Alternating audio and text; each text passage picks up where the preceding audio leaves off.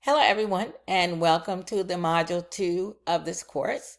We're going to be looking tonight at the Module 2 assignment instructions.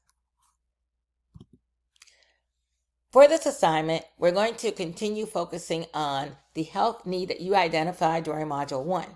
However, you're going to really take a look at the data collection process and assessing the resources, those that are available, and where you might find that there are some resource gaps. The output will be a 3-page essay or a 3-page paper where you're going to have 3 pages of content plus your title page and your reference page. Please make sure that you are submitting this paper in the form of an essay and that you're following APA guidelines. Now let's look at step 1. You're going to be gathering data. Now this might be independently using a CHNA, for instance, that we talked about before, and this is probably going to be the quickest and easiest way to do it. Now, if you do work in the school system and you feel like you might want to go to the school leaders and get information from them, that's perfectly fine. But you're not at a disadvantage if you're not able to go to a school leader and get information, because the community health needs assessment will be available at your fingertips. So you're going to pull the community health needs assessment or use the data, the information from your school system, whichever one you use, and you're going to work from there. Now I combine steps 2 and 3 because they're so interrelated. You're going to be creating a table. This table is going to show those available resources and those gaps in those resources. And then you're going to categorize them. You're going to categorize them based on whether they're human resource needs, financial needs, or material needs. And also you're going to give as much information about it as you can in terms of the level of resources needed and whatever financial output may be required. So if you look at the table that I have at the on the right of your screen, I categorized them. Actually, the headers I used was resources, available, meaning that's adequate, or if there's a gap, so available/gap. And then I also, as a third column, entered type of resource. Now, I decided to look at obesity in a school district or a community, a local community where the school district exists. And what I looked at was the fact that there was a growing number of children considered obese in high school. So I decided to look at the school itself. And based on the school's size and looked at the available resources there, they had 1 nutritionist on staff.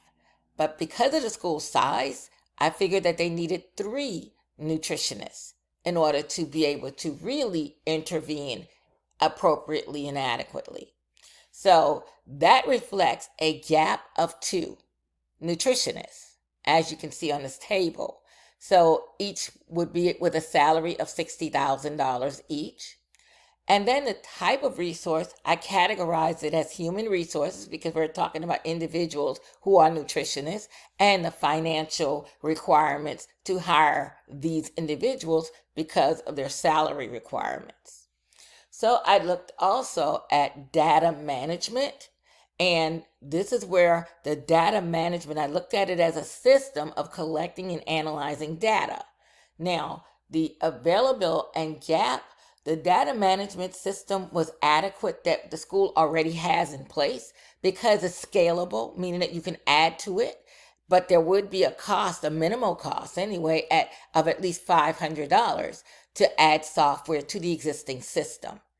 The system will generate a report, and then so that required a technical resource because you're adding the software to it. And then there's going to be, even though it's minimal, there is a financial output. And that's the type of resource that I added. And then third, I included educational material to promote health literacy. And there was an inadequate, so there's a gap. So it must be developed. The promotional materials must be developed. And so I estimated that at $5,000. And that would be financial and material. Okay, so that's the way I categorized it. Yours does not have to be exactly the same way.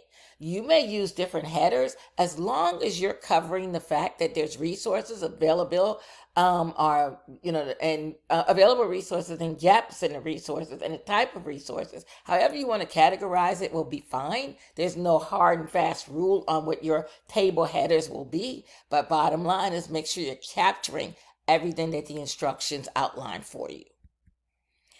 This is an example, a pretty good example that you might want to look at as well. You can click on the link and it'll take you directly to the Michigan Department of Education, their school, the Office of School of Excellence.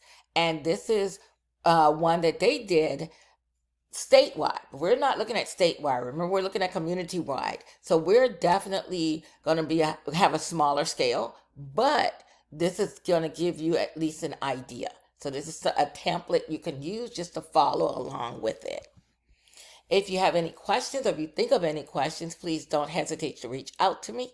I'm always willing to jump in there and help you. So please let me know how it is that I can support you. Thank you so much.